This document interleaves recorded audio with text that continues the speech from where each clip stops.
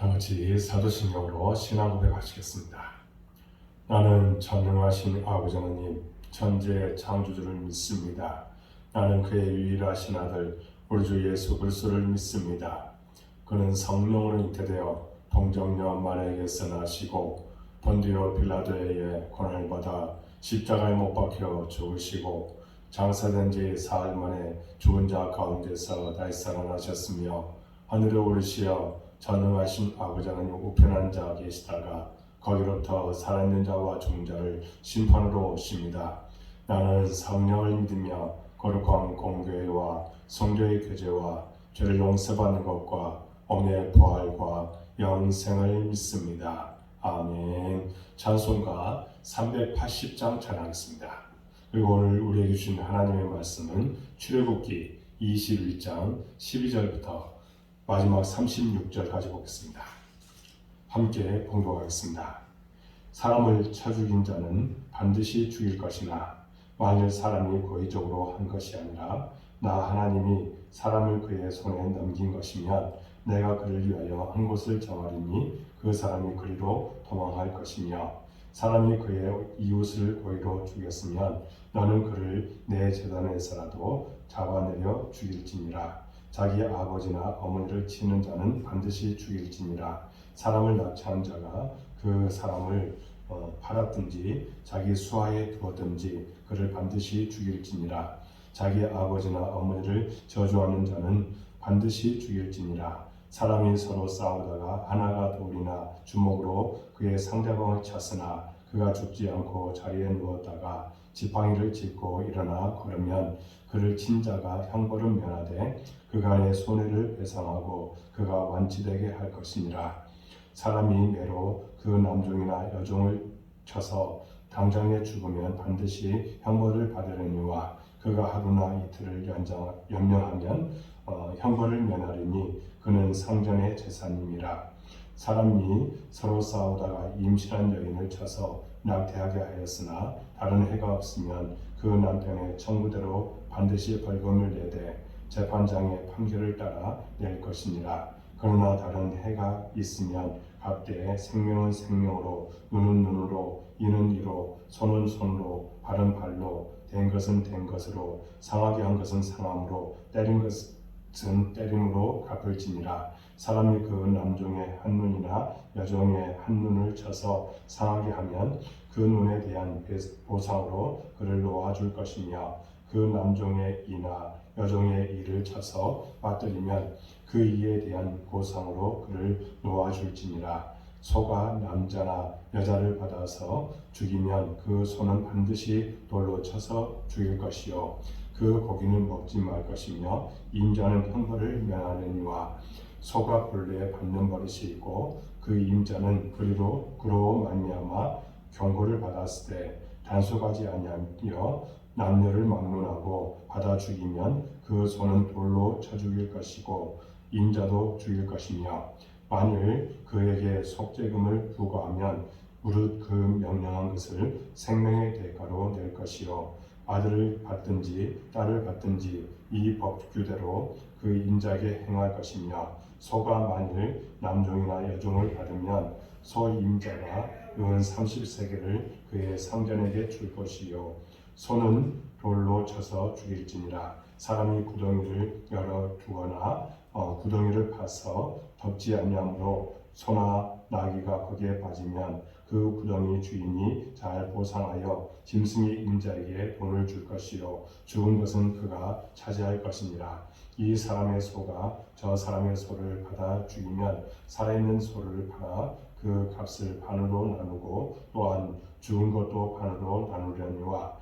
그 소가 본래 받는 버릇이 있는 줄 알고도 그 임자가 단속하지 아니하였으면 그는 서로 소를 갚을 것이요 죽은 것은 그가 차지할지니라. 아멘. 이 새벽경 여러분들을 사랑하고 축복합니다. 여러분 새벽에 하나님께서 도우신다고 했습니다. 그 도움의 손길이 여러분들의 모든 삶 가운데 나타나시기 바랍니다. 여러분 출애굽하여 신의 광야에 도착한 이스라엘 백성들에게 하나님은 십계명을 주십니다. 이 십계명은 크게 하나님 사랑과 이웃사랑으로 구분할 수 있습니다. 그리고 하나님은 십계명에 이어서 또한 여러 율법을 주십니다.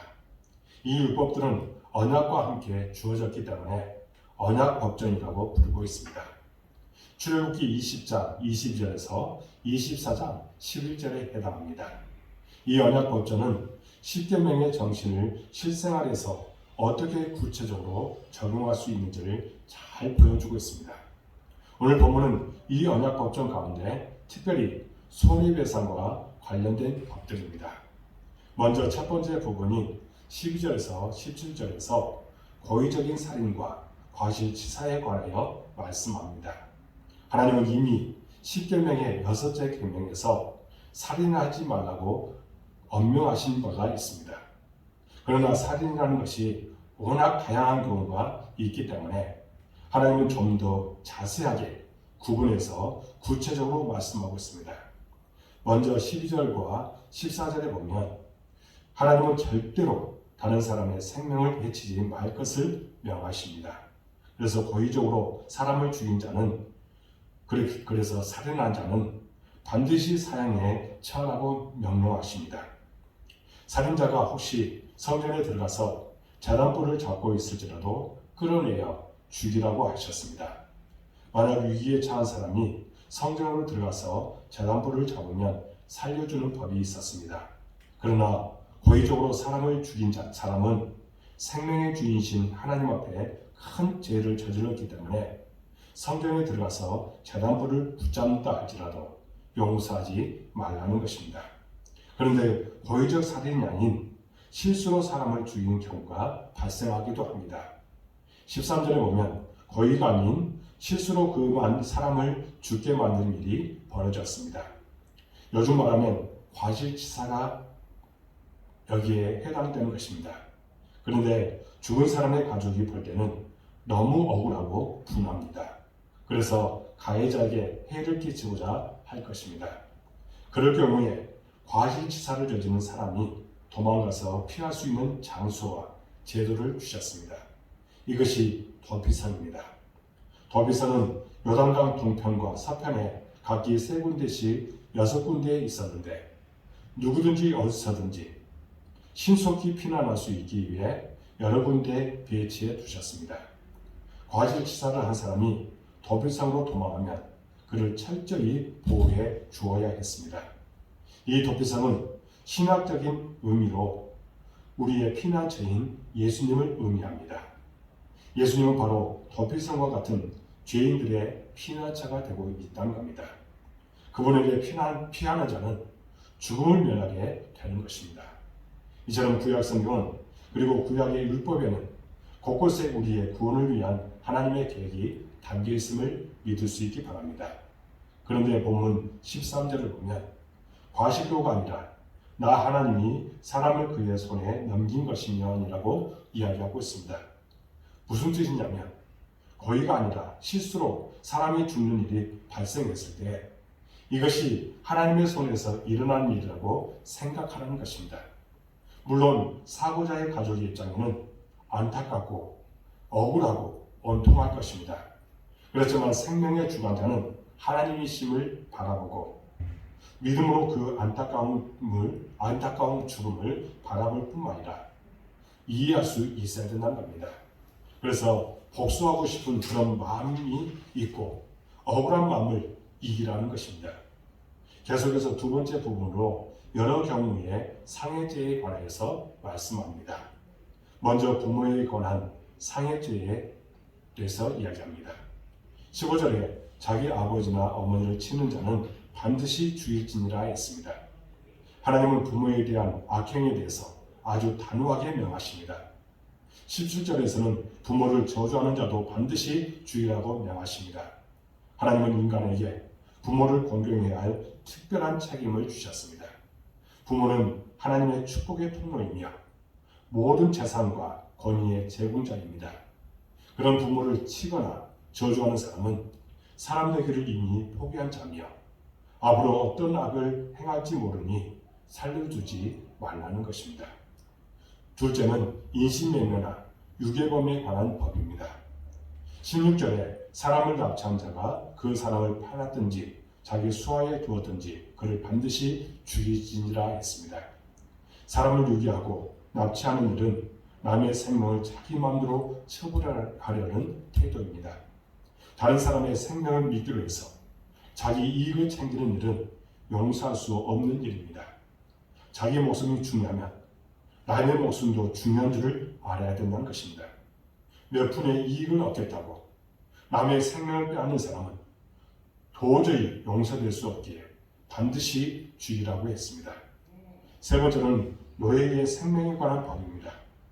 20절에서 21절에 보면 주인이 종을 때려서 즉시 죽는 경우에는 살인죄가 되므로 주인이 반드시 형벌을 받아야 합니다. 그러나 맞은 종이 며칠 앓다가 죽거나 하면 주인은 형벌을 면하게 하였습니다. 왜냐하면 종은 주인의 것이기 때문입니다.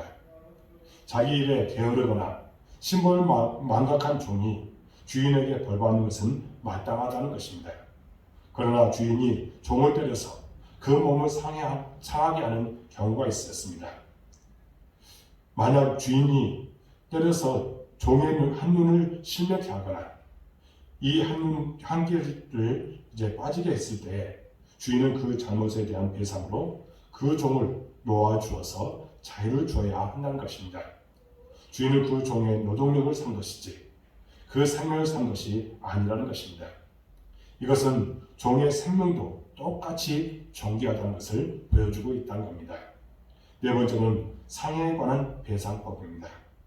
18절에서 19절은 사람이 서로 싸우다가 상대방을 상하게 했을 경우를 말합니다. 싸우다가 한 명이 돌이나 주먹으로 맞았는데 죽지 않고 며칠 앓다가 살아난다면 친자가 다친 자를 치료해주고 또 배상해 주어야 한다는 겁니다. 22절에도 비슷한 경우가 있습니다. 사람이 서로 싸우다가 임신한 여인을 쳐서 낙태한 경우를 말합니다. 아직 태어나지 아니한 태아도 하나님은 사람으로 취급하고 계십니다. 태아를 상하게 했을 때는 아이 아버지의 청구대로 벌금을 내되 재판장의 판결을 따라야 합니다. 그러나 낙태 말고도 다른 해가 있다면 그것에 합당하게 배상해야 된다는 겁니다. 그래서 24절에서 25절은 이렇게 말하고 있습니다. 눈은 눈으로, 이는 이로, 손은 손으로, 발은 발로, 된 것은 된 것으로, 상한 것은 상함으로, 때린 것은 때림으로 갚으라 했습니다. 이는 소위 동해 상해법이 적용되는 것입니다. 다른 사람에게 손을 끼친 것만큼 동일하게 갚아야 한다는 것입니다. 이는 피해자를 보호하는 법이기도 하지만 동시에 가해자를 보호하는 법이기도 한다는 것입니다. 남의 손해에 대해서 정당한 배상을 하되 그 이상의 과도한 배상을 요구하는 것을 막는 방법인 것입니다. 이제 네 번째 단락으로 28절에서 36절은 가축과 관련된 손해에 대해서 이야기하고 있습니다. 여기에는 가축으로 인해 발생할 수 있는 다양한 사고에 대해서 배상법을 말하고 있습니다. 이 본문은 두 부분으로 구분할 수 있는데 28절에서 32절은 사람을 해친 짐승에 관한 규례이고 33절에서 36절은 가축이 가한 피해에 대해서 규례를 하고 있습니다. 그 자세한 규례를 우리가 살펴볼 수 없지만 이 규례에 담긴 하나님의 뜻을 생각해 볼 수 있어야 될 줄로 믿습니다. 여러분, 오늘 본문에 나오는 모든 율법의 규례를 통해 우리가 알아야 할 것은 하나님은 생명의 존엄성을 강조하고 있다는 것입니다. 생명의 주관자는 다름 아닌 하나님이십니다. 따라서 생명을 인간이 좌지우지한다는 것은 있을 수 없다는 겁니다. 그것은 하나님의 것을 도둑질하는 것과 마찬가지라는 겁니다. 심지어 사람이 저지른 일이 아닌 소와 같은 가축이 그 일을 저질렀다고 해도 그 책임을 결코 면할 수 없다는 점을 분명하게 드러내고 있다는 겁니다. 따라서 우리는 어떤 일을 할 때 기본적으로 사람의 생명을 소중히 여기는 마음에서 시작해야 된다는 겁니다. 그래서 예수님께서 안식일에 사람을 고치려고 하시자 이를 반대한 사람에게 안식일에 선을 행하는 것과 악을 행하는 것, 생명을 구하는 것과 죽이는 것 어느 것이 옳으냐라고 하셨던 것입니다. 예수님은 다른 그 무엇보다 사람의 생명을 소중히 여기고 살리는 일에 초점을 맞추고 있다는 겁니다. 사랑 여러분, 그러므로 오늘 우리의 초점도 사람의 생명을 보호하고 살리는 일에 있어야 될 줄로 믿습니다. 우리의 부주의나 과오로 인해서 다른 사람에게 해를 끼치는 일이 없도록 늘 주의하고 기도해야 된다는 겁니다. 그리고 동시에 피해를 끼치지 않는 일에 머무르지 말고 적극적으로 예수님이 우리에게 보여주신 사랑을 실천할 수 있어야 될 줄로 믿습니다. 이것이 바로 율법의 근본 정신이고 하나님의 뜻을 이루며 살아가는 성도의 모습임을 우리에게 분명히 말씀하고 있다는 겁니다. 사랑 여러분, 이제 바라기는 하나님을 사랑하고 이웃의 사랑을 이제 실천함으로 더욱 생명을 존중하고 살리는 일에 힘쓰는 여러분의 모든 모습이 되어지기를 주님 이름으로 축복합니다. 기도하겠습니다. 하나님 아버지 감사합니다. 오늘 말씀을 통해서 우리에게 어떤 것을 기준이 하게 될 것인지 말씀해 주시니 참으로 감사합니다. 하나님께서 창조한 이 생명들 하나님께서는 소중히 여기라고 말씀하고 있습니다. 비록 종이라 할지라도 소중하게 여기라고 했고 여자라 할지라도 소중히 여기라고 했습니다. 또한 가축까지도 소중하게 여겨야 될 의무가 우리에게 있음을 말씀해 주셨습니다. 이 말씀을 우리 마음에 새기면서 정말 하나님께서 원하시는 그 길을 따라가기에 부족함도록 도와주옵소서. 예수님을 우리 마음에 모시고 적극적으로 사랑을 실천하며 나가는 우리의 삶이 되도록 인도해 주옵소서. 그런 우리에게 놀라운 복을 허락하여 줄 줄로 믿습니다. 주님께서는 또한 말씀해 주셨습니다. 서로 사랑하라고. 이것이 우리에게 주신 계명이라고 말씀해 주셨습니다. 우리는 서로 사랑하며 하나님께서 원하시는 그 길을 따라가도록 도와주옵소서. 우리의 복된 교회를 사랑해 주시고 이곳까지 도와주시니 참으로 감사합니다. 우리 교회에 비전을 주셨습니다. 그 비전 반드시 이루도록 축복하여 주옵소서. 또한 성장과 부흥 있게 하여 주옵소서. 사람을 보내주시고 동역자를 보내주옵소서. 주의 거룩하신 뜻이 나타나게 하여 주옵소서. 예배와 기도와 또 헌신이 동반된 그런 사역자를 보내주셔서 우리 교회가 하나님의 영광만 드러내도록 인도해 주옵소서. 정말 예배에 성공하고 예배에 생명을 거는 모든 성도들로 인도해 주옵소서. 또한 우리 모든 성도들 어느 곳에든지 눈동자같이 지으시고 구름기둥과 불기둥으로 그들을 인도해 주옵소서. 믿음을 갖고 나가기에 놀라운 축복을 하여 주옵소서. 감사가 충만하도록 인도해 주옵소서. 기쁨이 넘치는 삶을 사도록 인도해 주옵소서. 하나님, 그들이 기도한 것들이 있습니다. 바라는 것들이 있습니다. 반드시 응답될 줄로 믿습니다. 하나님 또한 시험에 들지 않도록 도와주옵소서. 마귀들은 끊임없이 미혹합니다. 이런 사례들을 나사렛 예수 이름으로 물리치게 하여 주옵소서. 사업터에, 직장에, 가정에 하나님의 은혜와 축복이 함께 하셔서 행복의 장사에 살아도록 인도해 주옵소서.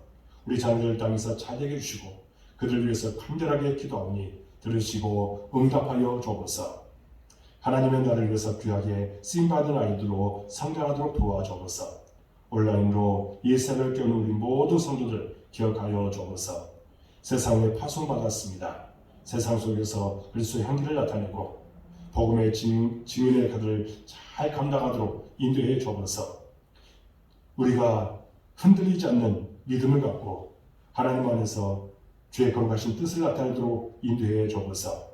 세상 사람과 더불어 살아가고 있습니다. 세상 사람들에게 복음을 담대하게 증거하게 해주시고 그들을 주께로 인도하는 역할을 잘 감당하도록 인도해 주옵소서. 우리는 사명에 따라서 우리가 움직이고 또 사명에 따라서 열매 맺는 삶을 사도록 인도해 주옵소서. 하나님께서 반드시 우리를 도와줄 줄로 믿습니다. 늘 동행해 주시고 함께 해주시는 은혜가 우리 삶 가운데 나타나게 하여 주옵소서. 주의 종이 우리 모든 성도를 위해서 간절한 마음으로 중보기도 합니다. 흔들어 넘치도록 채워주시고 놀라운 은혜를 하여 주옵소서. 날마다 기적의 역사가 반드시 나타날 줄로 믿습니다. 모든 것을 주님께 의탁하고 예수 그리스도의 이름으로 간절히 기도하옵나이다. 아멘. 하늘에 계신 우리 아버지 이름을 거룩하게 하시며 아버지 나라가 오게 하시며 아버지의 뜻이 하늘에서 같이 땅에서도 이루어지게 하소서.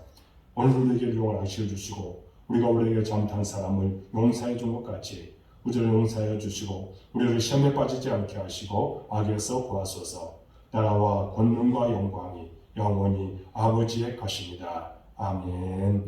이 새벽 깨운 여러분들을 사랑하고 축복합니다. 매일 새벽을 깨운 여러분들에게 하나님의 놀라운 은혜가 반드시 임할 줄로 믿습니다. 간절한 마음으로 한 10분 정도 기도하시기 바랍니다. 응답될 줄로 믿습니다. 감사가 넘치게 될 줄로 믿습니다. 감사합니다.